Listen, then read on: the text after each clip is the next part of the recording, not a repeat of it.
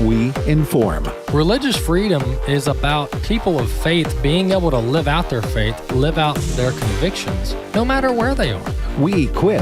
Sacred honor is the courage to speak truth, to live out your free speech. We also rejoice in our sufferings because we know that suffering produces perseverance, perseverance, character, and character, hope. This is At the Core on American Family Radio. Welcome to At the Core with Walker Wildman and Rick Green. I'm Rick Green, America's Constitution Coach. Thanks for joining me today. All right, hot off the press, I'm bringing to you the new Patriot Academy Rebuilding Liberty course.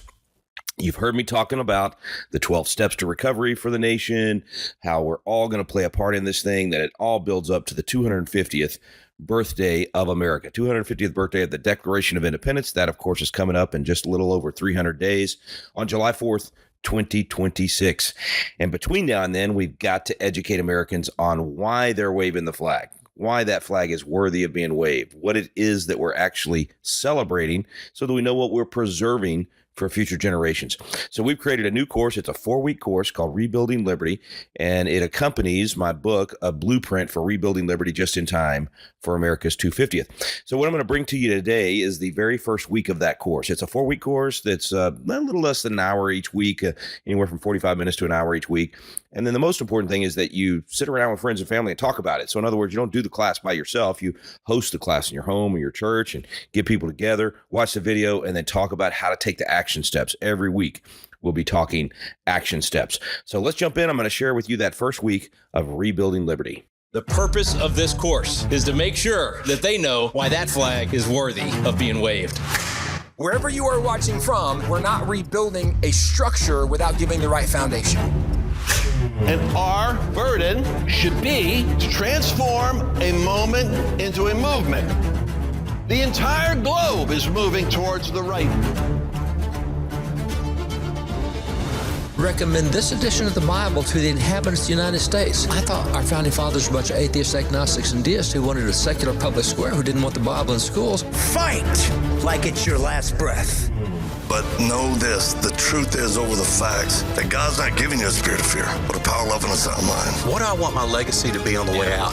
That I was safe or that I was dangerous? Amen. No, this nation is not perfect.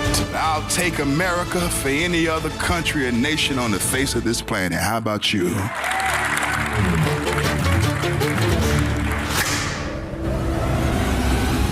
Welcome to Rebuilding Liberty. 431 days from the time we're filming this class, America is going to be celebrating our 250th birthday. 250 years. Now, most Americans are going to be waving the flag. Some of them for the first time in years, some of them for the first time in their lives.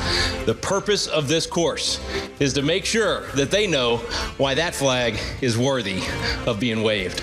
We don't want to just celebrate on July 4th, 2026. We want to know what we're celebrating. We want to know what it is that we're fighting for. We want to know what it is that we're passing to our children and our grandchildren.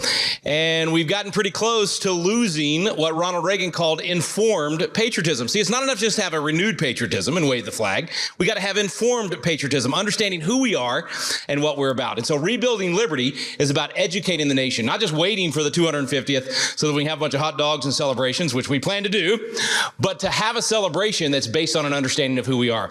Now, Ronald Reagan, I said, years ago, warned about this. It was actually 40 years ago. This was, January 11th, 1989, almost 40 years ago. He said, if we forget what we did, we won't know who we are. And you think about it, that's kind of what happened to America. We stopped telling the stories of what we did, so we forgot who we are, and so we started falling for socialism and Marxism and all these things that really aren't the American way of life at all. And he saw that coming. We forgot to tell the stories. We forgot to do the hard work. And so he warned us. He said, I'm warning of an eradication of the American memory that would lead to an erosion of the American spirit. In other words, it would get rid of the patriotism that we used to have. So we lost our memory, and then we lost our spirit. And that's what led to the problems that we have have. And of course, that's kind of the natural way of things. I mean, that's the cycle of nations. Tough times make tough men make good times make soft men lead to tough times. And unfortunately, that's usually a 250-year cycle. So here we are, we're about to celebrate the 250th of our nation, and the question is still outstanding. Will we be celebrating or will we be mourning that celebration? I think all things are pointing towards a celebration. I think if we get this class in enough hands and people get educated about what we're celebrating and they act on that, then we will definitely be celebrating. If you look at what Reagan said to prevent this from happening, he said we got to start with some basics. We got to have more emphasis on history. So if we know our American history, that will help prevent this. But then he said something I really like. He said we need to have more civic ritual. If only there was some big date coming up, some major milestone in America's history. If only there was a document that we could celebrate and talk about, maybe like a document that maybe would just kind of lay out the biblical principles of liberty, maybe talk about things like the Creator, maybe talk about truth, perhaps even talk about life, liberty. It'd be nice if there was just a document that actually talked about when your government gets out of control and starts preventing those things, that you get to alter or abolish it. That's part of consent of the governed. That's our job. If only there was a young 33-year-old wordsmith that would put together a document like that and maybe get 55 other guys to sign the document, pledging their lives, fortunes, and sacred honor, then perhaps we would have an opportunity for civic ritual. Of course, we've got a great opportunity for civic ritual. It's the 250th birthday of the nation. Why don't we get the document out and actually talk about what that 33-year-old wrote? Because he actually gave us the formula for liberty. He showed us what we could do, not only at that time to birth a nation in freedom, but how to preserve a nation in freedom and how to properly pass the torch of freedom. So we're going to break that down as we talk about rebuilding liberty. He started with these words. He said, when in the course of human events, it becomes necessary for one people to dissolve the political bands which have connected them to another and to assume among the powers of the earth that separate and equal station to which the laws of nature and nature's God entitles them, a decent respect to the opinion of mankind requires that they declare the causes which impel them to the separation. We hold these truths to be self-evident, that all men are created equal, that they're endowed by their Creator with certain inalienable rights, among these are life, liberty, the pursuit of happiness, that to secure these rights, governments are instituted among men, deriving their just powers from the consent of the governed. Now, even right there, we've already given the frame of America. Jefferson's already laid out for us why they were impelled to the separation and why they declared to the world it was a decent respect to the opinion of mankind. He talks about the laws of nature and nature's God. He lays out the foundation that we would build this government on. But then he gave us the secret formula for why we get to prevent the fall of our nation and actually rebuild liberty in our nation. He said that when any form of government becomes destructive of these ends, what ends? Truth, the laws of nature and nature's God, the ability to even call upon the Creator or to recognize that our freedom comes from the Creator, destructive of the ends of elections, of being able to give or refuse consent, destructive of the ability to even declare causes, to have the free speech to talk about these things, that when any form of government becomes destructive of these ends, it is the right of the people to alter or abolish it. Now, those might be fighting words to some folks out there, but he was pretty clear. You don't have to alter or abolish the whole thing. They had to at that time, but we don't have to, because they set in place a system where we can alter our government back to the way it was intended to be. We can abolish those parts of our government that are not what our government was intended to be or what we've ever even given our consent for, or even if we did give our consent for it and we change our mind, we have the ability to abolish that particular part of government. So the ability to alter or abolish government and to institute new government, laying, as we said, its foundation on such principles and organizing its powers in such forms as shall to them seem the most likely to affect their safety and happiness. That means that we get to design our government in a way where we know what the principles are that will make it strong, that will give us a strong foundation, and we get to organize the powers. In other words, we get to decide who gets to decide on each issue. We organize the powers of our government so that federal government gets to make some of the decisions, state government makes some of the decisions, local government, but most of the time, we make the decisions. Self-government, the family, the individual unit, the church, the community. And if we organize those powers correctly, we'll experience the benefits of liberty and wealth and prosperity and all the things that everybody says they want. Everybody says, I want life, liberty, and the pursuit of happiness. But if we go back to those words, what were the bookends that made that possible? Truth is the foundation. We hold these truths to be self-evident. And then the recognition that there is a Creator. As Jefferson actually said, that we're endowed by our You think your rights come from God? Well, you bunch of Christian nationalists. I mean, apparently that's what they tell us a Christian nationalist is. These people actually think their freedom comes from God. It's exactly what Jefferson said. He actually said our freedom comes from God, which means we must live our freedom respecting the authority of God. So this idea that there is truth, that there's a creator, that there's a pursuit, not a guarantee of happiness, that there is a system that we get to give or refuse consent for, that's the beginning of this nation. That's what we're going to celebrate on the 250th. Now, Jefferson warned, he said, prudence indeed will dictate the government's long established should not be changed for light and transient causes. Accordingly, all experience has shown that mankind are more disposed to suffer while evils are sufferable than to right themselves by abolishing the forms to which they are accustomed. In other words, he's saying we'll put up with a lot. You know, we'll experience a little bit of tyranny or a little bit of just harassment from a government agency or more taxes or more regulation or whatever, because we're just busy living our lives. We're raising our kids. We're taking care of our business. We're building our ministry. We're coaching Little League. We're doing this. We're doing that. And we just don't have time to go fight that battle. So mankind is more disposed to suffer while that evil is sufferable. And that's what we tend to do.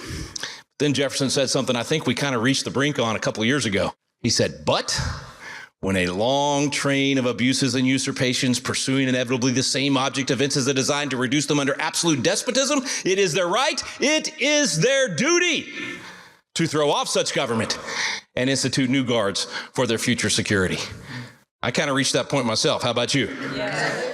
Or basically said, okay, we've dealt with this, we've suffered these evils long enough. And I think the American people did the same thing. I think there was just a collective enough is enough in this country where we said we really do need to rebuild liberty.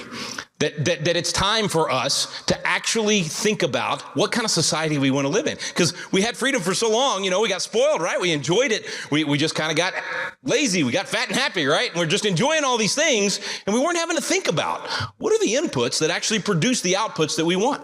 Well, that's why I believe the 250th birthday of our nation gives us the chance to remind everyone what those inputs are. The semi-cinquentennial. I had to practice that in front of the mirror a lot this morning. I want you to be impressed because that was 7 syllables. Okay, for a country boy like me, they graduated in that half of the class that made the top half possible. Saying any word that is 7 syllables is quite impressive. Semi-quincentennial. Did I even say it right the first time? I think I said semi-cinquentennial. Anyway, semi-quincentennial is the right way to say it. You're going to hear that a lot over the next year. Maybe not me, since I'm going to mess it up most of the times that I say it. But the point is, we have a chance right now to rebuild liberty in this country in a way that I don't think we've ever seen in my lifetime. There's going to be a focus on this for the next 431 days as of tonight. A focus where people will listen to us as we talk about the right bricks to lay.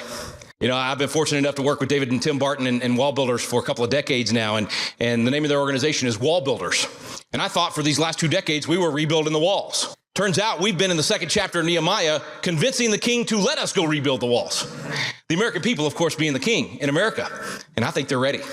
I think like King Artaxerxes, they're saying, go rebuild. I think they're saying, we'll give you the support. We'll even come alongside you and help you build. And so what we're going to do with this course is teach people the right bricks to lay, the right mortar to use, and the right skills for how to rebuild that wall in our country, that foundation in our country in such a strong way that we don't just get a few golden years, we get several golden generations. That we're able to pass this intact to our children and our grandchildren. We're able to pass the torch of freedom so that it doesn't go out, but it actually burns even brighter. This is a window of opportunity like nothing we've ever had in my lifetime for sure. So I'm just going to paint the big picture for you real quick and then bring up our first special guest in our course. And in this kind of 30,000 feet view we're going to look at, we'll just kind of show you what the bricks are. In other words, what are the building blocks that are important for us to all be a part of building over the next year or so? And then how do we get other people to do the same thing? How can we be force multipliers so that this thing grows in a mighty way? Well, the number one brick that we start with, the number one building block is right there at the beginning, right there in the Declaration. We hold these truths. So we have to begin with truth. And that's the foundation upon which we will build. That's the principles upon which we will build the foundation. So we have to recognize there is a truth. This whole moral relativism thing that took root about 60 years ago in this country. country. That's what led us down this road to where we don't even know what a woman is. We've gotten so confused about even basic biology. And the American people, again, have said, enough is enough. Let's get back. All right, quick break, everybody. Got to interrupt just for a second here. You're listening to Rebuilding Liberty. It's our new course out of Patriot Academy. We're planning to put millions of people through this before the 250th. So I hope you're enjoying it today. We got to take a quick break. We'll be right back. You're listening to At the Core with Walker Wildman and Rick Green.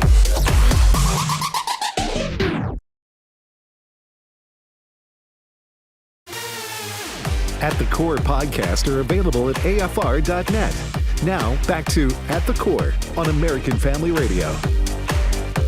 Welcome back. Thanks for staying with me here on At the Core with Walker Wildman and Rick Green. I'm Rick Green, America's Constitution coach. And today we're sharing the first week of Rebuilding Liberty. That's the new course coming from Patriot Academy. It's a great opportunity for you to begin to dive into the foundational principles of the Declaration of Independence as we enter the 250th. Just a little over 300 days left before the actual day, July 4th, 2026. So sharing with you the first week of Rebuilding Liberty today. We'll probably get a little bit more of it in the coming weeks, but most importantly, go sign up at patriotacademy.com to be a Constitution coach or host and host this class in your home or at your church. Let's jump back in with Rebuilding Liberty.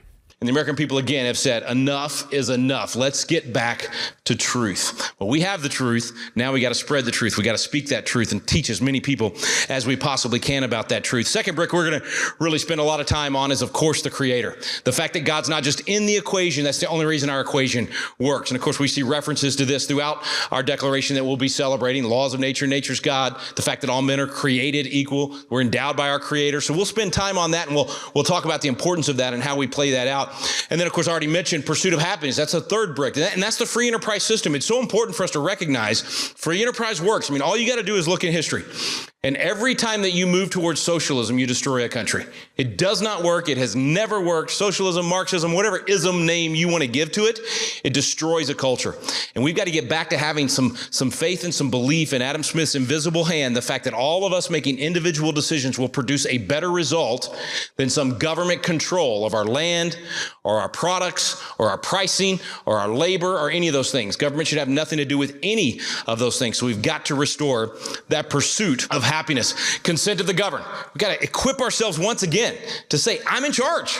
So I got to be willing to give consent, and I got to be willing to refuse consent. I got to be willing to stand up and say no to government officials, and got to be willing to do the hard work that it takes to say yes. In other words, I got to be willing to show up at the school board meeting or the city council meeting or maybe even run for the legislature or whatever it might be. But we've got to learn to give or refuse consent. Consent of the governed is a vital, vital part of how our system works in the first place. Instead of being disposed to suffer, we're done with suffering, and it's time to stand up. And it's not gonna come easy. So we're not just gonna get to go to a class a couple of nights a week and then say, okay, this is done. No, this is our time to say it is our right. It is our duty to do this. We have a responsibility to alter or abolish, which will be one of the bricks that we build with. But we got to have the right mindset. So I say we got to have the right bricks, got to have the right mortar, got to have the right mindset as well.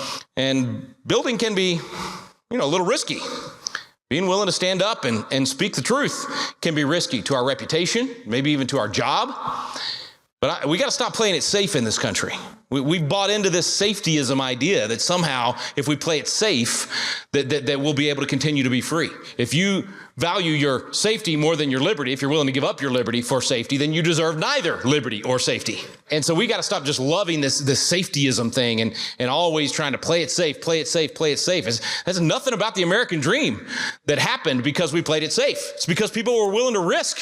They were willing to put the elbow grease in. They were willing to do the hard work and take the chance in order to have the success. And safety is not a value. It can be a goal. I'm not saying we ought to be just stupid about how we do things. But the point is, this whole idea of safety, and the reason I had to pull over, the reason it bothered me so much is because when I drove by that sign, it was just a couple of months after an event in Texas where, because safety had become the highest value, we had 100 police officers with bulletproof vests and ballistic shields cowering on the other side of the door while a maniac was murdering children in a school. Because the commanding officer valued safety more than he valued virtue. He wasn't willing to do what needed to be done to stop the threat. If safety is your highest value, you cower in your home. From a virus, you got a 99.9% chance of survival. When safety is the highest value, it destroys a culture. So we've got to stop loving safety. Courage, it's hard to have without fear, without challenge. That's what I tell young people. But know this, the truth is over the facts that God's not giving you a spirit of fear, but a power, love, and a sound mind. And that you can do all things through Christ who strengthens you. I love what you said, brother, about being safe. Listen, we'd be doing these missions, boom, boom. I would just hear again and again, be safe, be safe, be safe. And I mean, at a certain point, I just kind of like, ugh. So I can't be safe. Inherently, the work that I do, what I'm called to as a missionary to do high-risk work, is there is no safety in it. If I wanted to be safe, I would stay home. But even still, could I not slip on a curb, back up, get hit, have a bird kamikaze me in my eyeball? I don't know. I just said, look, I'll be careful, but I'm trained, and I'm not the one that has to worry. Anybody that comes against me to stop the will of God should worry. So we got to get back to being willing to be dangerous. And what I mean by that is you got to be willing to put your reputation on the line.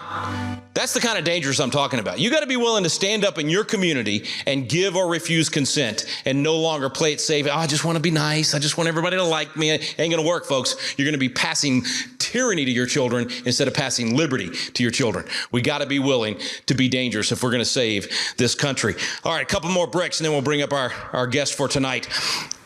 Alter or abolish. I love those words in the Declaration of Independence. Again, as I said earlier, we don't have to abolish government completely, but we got to change our mindset to be willing to go against the status quo. Not to assume that because some government agencies existed for 20 years or 50 years or even 100 years, that it's a legitimate function of government or that we need it to happen. I think there's a moment right now where finally, for the first time in my lifetime, people are willing to question not just how much money an agency spends or how well they spend it, but whether or not the agency should exist at all. That's the kind of thinking we got to have. What is the proper role of government? Whether it's federal, state, whatever it might be. I mean, at the federal level, how about we abolish the Department of Education, or as I call it, the Department of Indoctrination? We don't need the federal government telling us how to do education. In fact, I would argue that anything the federal government is doing that we're already doing at the state level, stop doing it at the federal level. We don't need you. Department of Agriculture could go away. The Department of Meddling, which is otherwise known as the Department of Labor, violates the biblical, violates constitutional, violates any principle of liberty. The idea that the government's going to tell you how much you have to pay me to come mow your lawn or to work for you or to sell my time to you, and that I have to work for that amount. I can't work for less it's ridiculous. Let's get government out of the business of micromanaging our relationships. I definitely think we should get rid of the Center for Demented Confusion and Disease Creation. I mean, it's not constitutional in the first place. They've done nothing but mess up everything that they put their hands to. And at the local government, these land control freaks, you've heard the expression control freaks. These are land control freaks. They actually think they know better than you what to do with your land. It's got to stop, and we've bought this lie for too long. Again, you got to challenge the status quo and stop thinking that, that local government engineer is saving me from having my neighbor do something that I don't like. No, they're preventing you from living out your pursuit of happiness with your land. These things have got to change. We've got to abolish them. All right, I'm getting too far into the weeds for our first night. We'll do that a little later in the coming weeks. You already know this one. Free speech was nearly killed in this country over the last few years. Think about if they had, without the ability to have the Declaration declare the causes, to list those 27 grievances. That's free speech. That's the ability to say, this is what we're against. This is what we're for. We've got to have that kind of civil discourse. They literally submitted it to a candid world. I mean, these are the words from the Declaration of Independence that's beginning that concept, those rights of conscience being ingrained in us as a country. Petitioning for a redress. I mean, this is being involved. You've got to be willing to stand up and speak your mind. So we either have civil discourse or we have civil war. And I believe now we're finally veering back towards civil discourse. We were headed towards civil war in this country.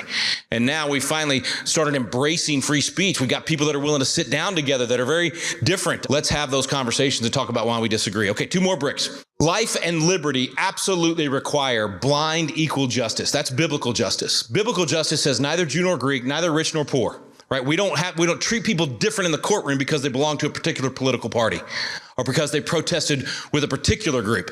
We should treat everybody the same under the law. That's a biblical idea of justice. It's the opposite of social justice. And so we have to get back to the biblical foundations of what made our country great. And that brick is absolutely essential for us to save the country. And boy, we could go through a lot of phrases in the Declaration with regard to this one. In fact, just a few of them. He's obstructed justice. He's combined with others to subject us to a jurisdiction foreign to our Constitution and unacknowledged by our laws. I mean, think about what they tried to do to submit our health care to international organizations over the last couple of years. They attempted to do exactly that.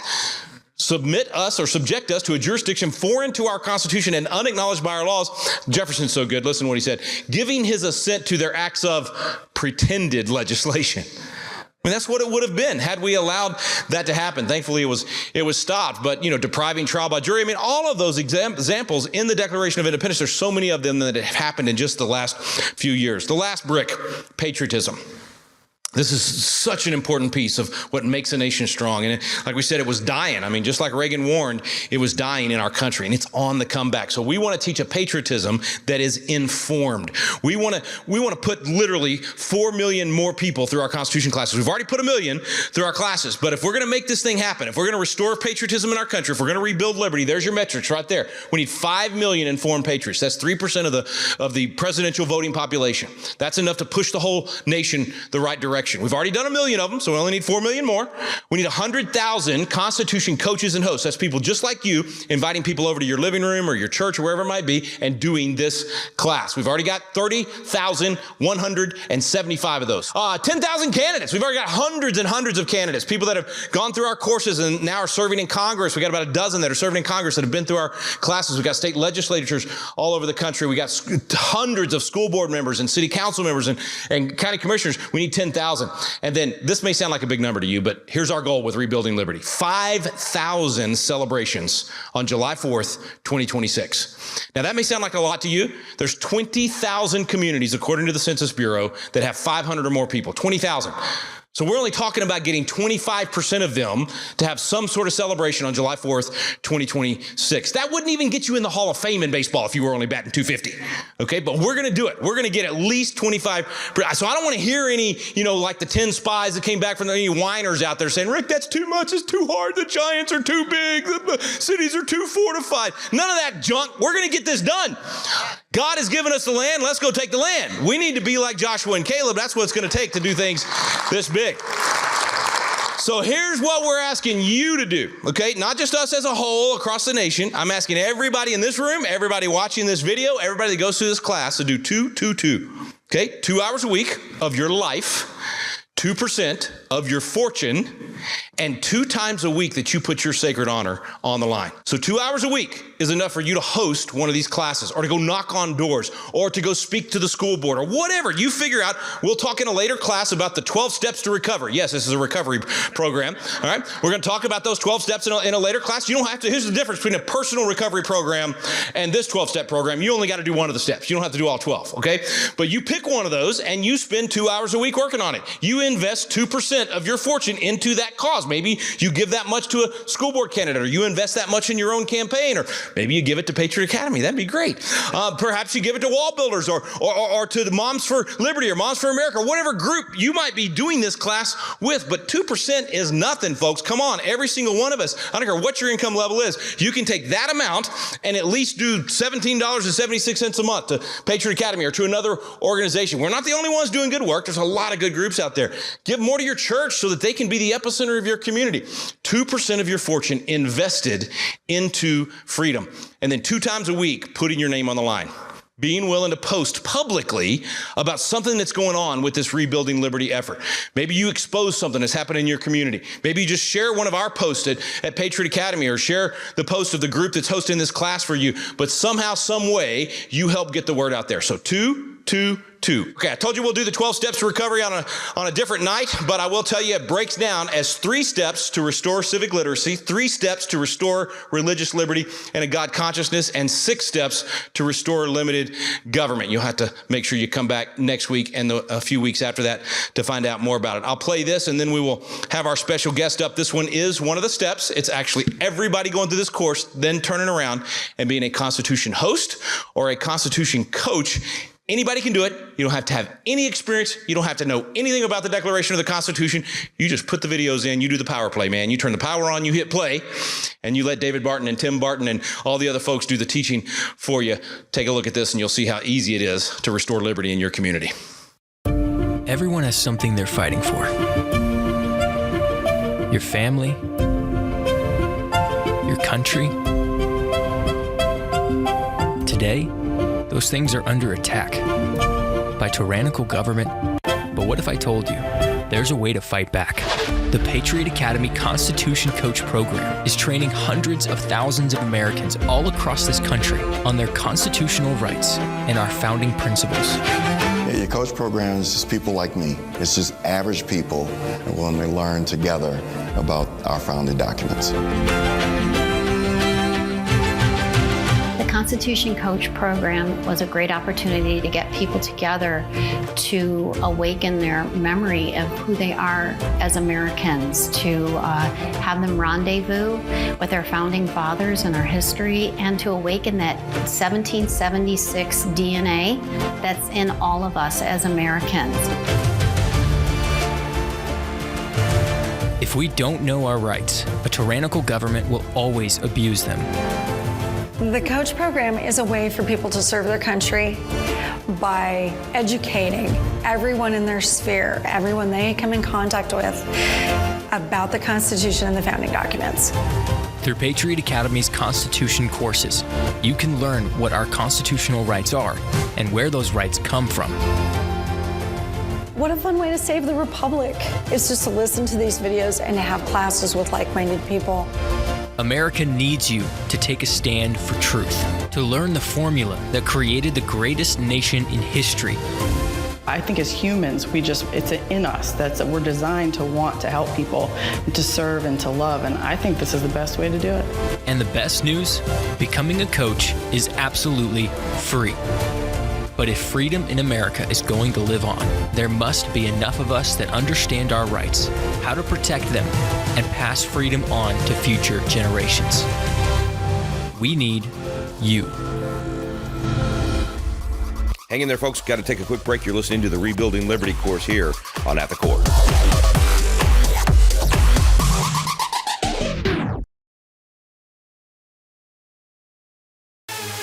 At the Core podcast are available at afr.net.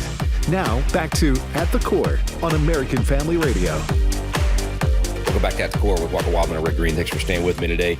We've got the Rebuilding Liberty course that we're sharing today. And, of course, I want to invite you to get the entire course at patriotacademy.com. We give away the class for free. Just sign up as a host for free, and you can watch the entire class. Not just listen to it, but watch the entire class and invite your friends and family over to watch it with you. Let's jump right back in. Welcome back to Rebuilding Liberty. I am honored to have my pastor with us, Jimmy Pruitt from the Bridge Church in Fredericksburg. Hey, brother, thanks for coming on. It's exciting to be here. Man. It's a joy.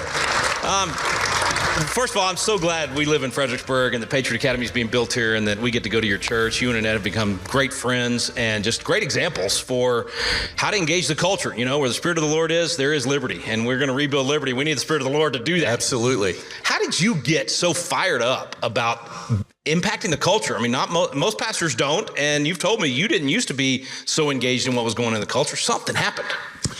Yeah, I had an awakening, so to speak. It started with something called the pandemic, COVID. And that was really... I vaguely remember that happening. Yeah, anyway? Yeah. That was the shot over the bow. That was when I woke up and began to realize something's not right here. So 11 weeks in, we decided to regather. So we did the online thing just like everybody else. And then we made the announcement. But I told them, I said, there's 3 things you need to know coming into our church. And it is this. Number 1, I believe you're intelligent. Number 2, I believe you're informed. And number 3, the last time I checked, you're still free. So we pulled everybody back together. And we had probably about 250 to 300 that came back. So it was a smaller group.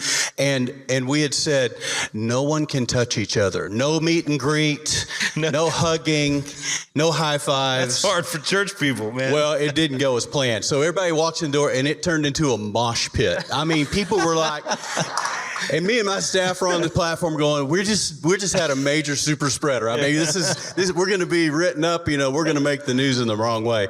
All that happened. We lived through all that. And by the way, we never had a super spreader, and people begin to come back and we begin to enjoy each other again. And I look back on all of that and I realize how duped I was, how blind I was, how naive I was. You were staying in the sphere of ministry that you'd been taught and that most people are taught. This is church over here and that stuff over there is not church. Absolutely. Separation of church and state. Yeah. There's a lot of damage, a lot of toll taken. 7,000 pastors, during that time, 7,000 pastors a month were quitting in America. 7,000 a month. And churches were dying. Churches were not reopening. There was a holy anger in me. And part of that was due to two things. I woke up, the scales fell off, and I realized I have a responsibility now to begin to speak into culture. And the way I say it is that we didn't chase politics. Politics showed up on our front door. Yeah. And now we have to give an answer. And there was something about learning about this and hearing about the Black Robe Regiment and learning about these pastors, these men who not only stood for freedom, but they ignited the fires of freedom and liberty and breaking away from tyranny. And I just thought, what kind of guy at my age, what do I want my legacy to be on the way out? That I was safe or that I was dangerous? Amen. And would you be the kind of pastor that Paul Revere would be writing to your house? I mean, you think about it. Why did he become so well known? He knew which doors to knock on. He knew Sam Adams and John Hancock were at the pastor's house. So are you that kind of pastor that is in the middle of the fight? And I wanted you to be on this course because there's pastors that are going to watch this that have been trying to decide, and there were Black Robe Regiment pastors like John Peter Gabriel Muhlenberg that took off the robe, in the middle of his sermon and called his men to arms, who had a brother who was a pastor saying, don't do this, who would end up getting so involved later that he becomes the first Speaker of the House under the United States Constitution. And I feel like in many ways, you're like Frederick Augustus. You might not have been the guy that was involved 5 years ago, 10 years ago, but now you're so involved. You're at the forefront of it. And I think there's a lot of pastors that are going to watch this that needed to hear from a pastor like you to say, is it okay for me to engage in culture like this? What I realized is I was late to the party, but I'm here now. Yeah, which means it's not too late for you. That's right. If you're watching this. Oh, sorry, that's go ahead. Exactly right. So many people are in the church and they're seeing the propaganda on television. They're seeing confusing headlines and they're hearing things in their ears from neighbors and friends. And they say, oh, Christians, what do you stand on this? What do you stand on that? What happens is some Christians go to their pastors and pastors say, yeah, no, we don't deal with that there.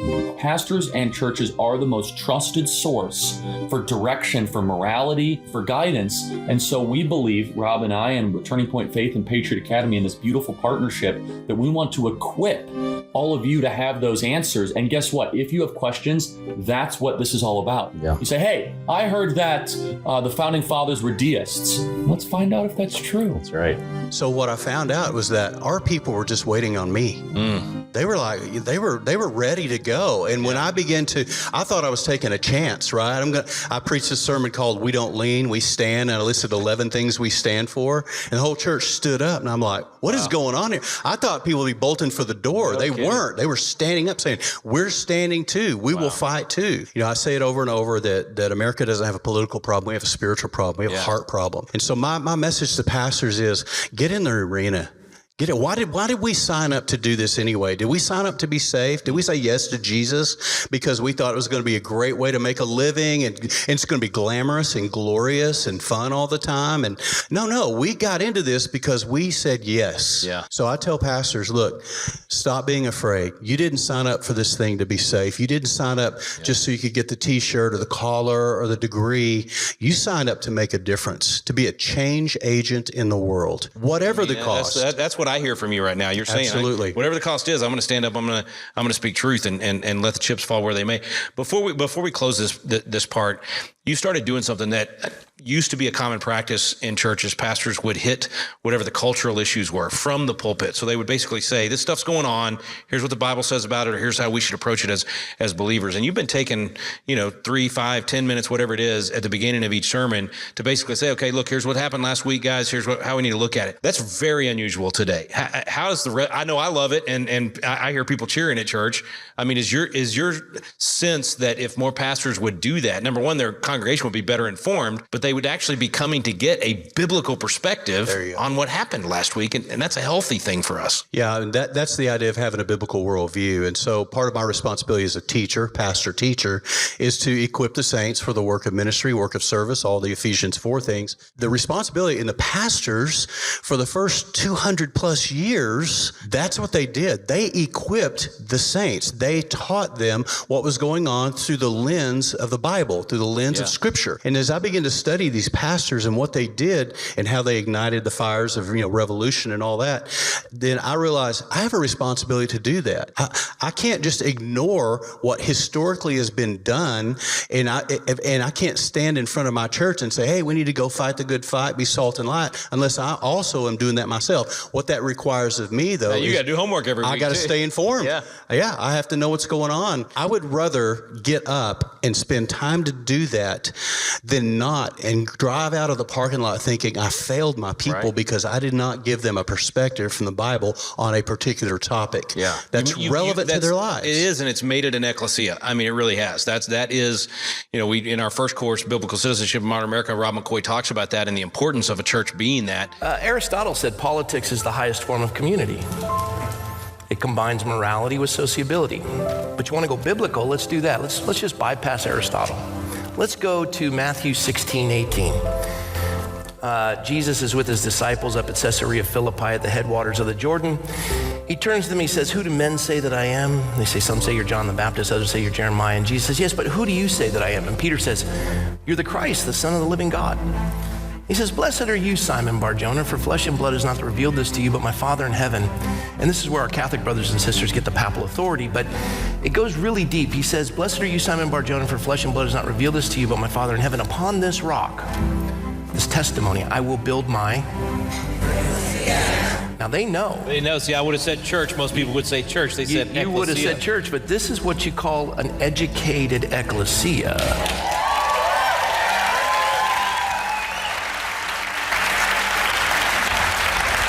The point is this, for anyone who says that the body of Christ shouldn't engage in politics, Jesus, when he said ecclesia, he didn't say church. That word didn't show up till 400 years later. As a matter of fact, William Tyndale would be hung and then burned at the stake for translating the word properly from the Greek into the English language.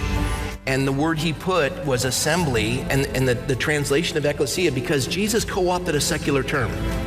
He didn't use a religious term. He didn't say synagogue. He didn't say temple. He said ecclesia. Ecclesia had existed in Greek culture for hundreds of years prior to Jesus co-opting it. And an ecclesia was the public square. This is where citizens gathered together to establish the laws to govern their community. And above the door of every gathering of an ecclesia were two words, isonomia and eleutheria. Liberty and equality. Too often the church is not the place where you can ask questions and talk about what's going on in the world. And that's what we need. I mean, that is literally making disciples. So you've done a phenomenal job of it. I'm hoping that this course will encourage thousands and thousands of pastors to do the exact same thing and get plugged in. I know it's been rewarding to you guys, and you would do it even if it wasn't. I think, I feel that from you, that you're going to do what's right regardless of the cost, but I think God's rewarding you for it. I have no regrets whatsoever of doing this. And what I'm seeing is a church on fire. Amen. I'm seeing a church come alive, and I'm seeing disciples rising up. The congregation needs to understand what it means to be a member or citizen of a constitutional republic. And as Charlie pointed out, liberty is not man's idea, it's God's idea. And we have to instruct the congregants because it makes them better citizens in their community. And if we want to love our neighbor, we need to know how to operate within a constitutional republic. So, yeah, it will be a little bit extra on a plate of a pastor, but ultimately, when you front load it, you're going to have a congregation that is going to be remarkable in the community.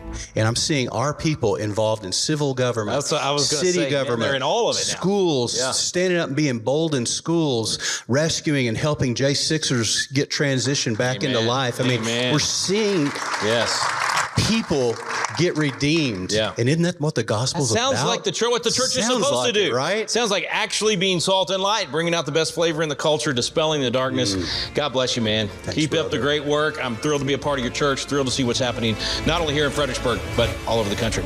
Welcome to the tavern portion of our Rebuilding Liberty course. Just like the Founding Fathers gathered in the taverns and the churches and the parlors, you know, some conversations are so weighty, so important, they're frankly revolutionary, then they need to take place around the fire or, maybe in your parlor or in a tavern close by. And I'm not talking about a bar. I'm talking about a tavern where you gathered to eat, where you gathered to have a discussion, revolutionary discussions about the strategies and the tactics necessary to make freedom last. In the Founding Fathers' case, to birth freedom. In our case, to preserve that freedom and pass it to the next generation. So we're going to do this just like they did. And I know some of you might be wondering, Rick, why do you call it the tavern? I mean, it sounds like you're in a bar. Now, I'm actually drinking some Patriot Brew coffee, which you should definitely get some of from Patriot Academy.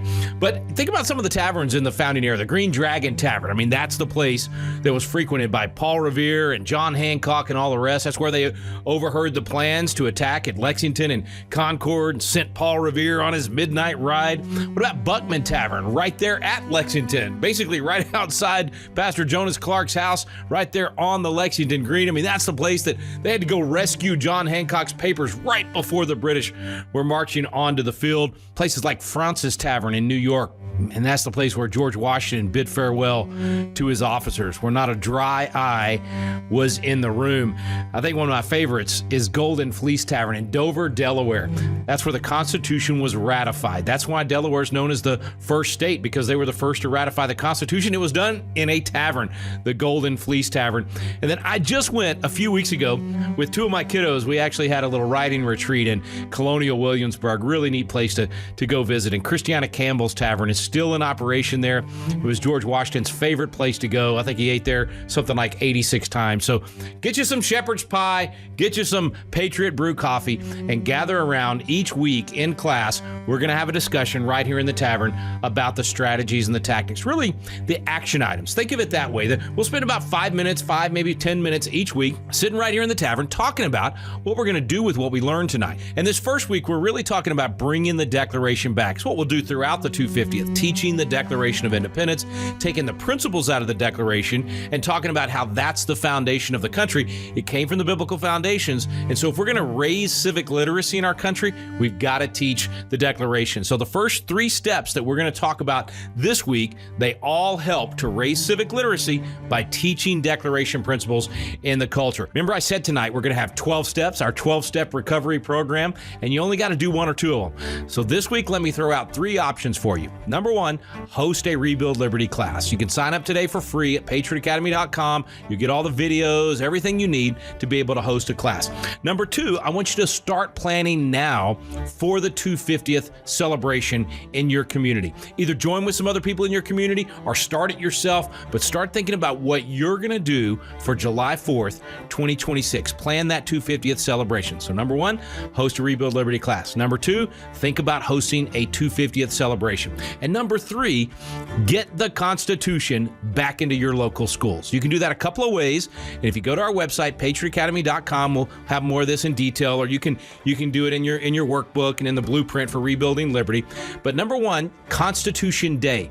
Whether that's already occurred or you're thinking about next year, September 17th, get the Constitution class that we offer at Patriot Academy to your local school. Federal law says they're supposed to do it. Most state laws say they're supposed to do it. But maybe you need to get Celebrate Freedom Week passed in your state to give you that extra oomph, if you will, when you're going to that local school and asking them to study these things. There's more about all of that in your workbook or in the blueprint or at site patriotacademy.com. We can absolutely rebuild liberty if we'll take the steps in our neighborhoods, in our communities, in our cities.